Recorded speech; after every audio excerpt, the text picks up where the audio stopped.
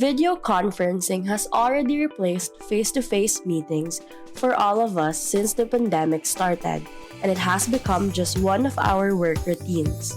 Now, most of us have this symptom that is currently being studied, which is called Zoom exhaustion.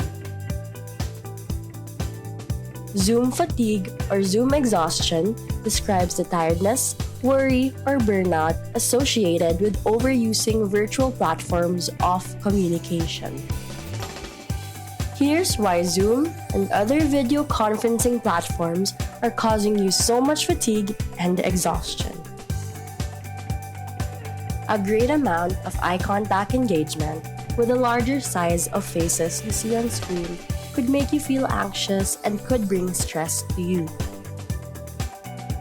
It's exhausting being self-conscious every time you're looking through you, as if you're looking in a mirror. It makes you feel uncomfortable.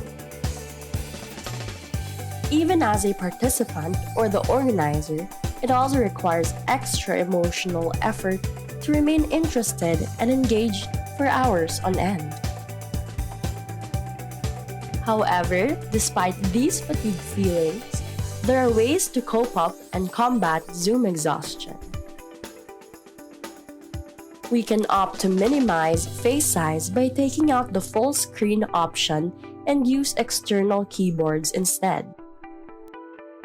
To avoid being conscious, try the Hide Self-View button by right-clicking their own photo to focus more on the screen and to the speaker presenting. Give yourself an audio-only break and turn your camera off for some time. Use email or chat messages for information transfer to cut down meetings when you can. Whether online or in real life, the feeling of exhaustion, burnout, and stress needs to be addressed immediately.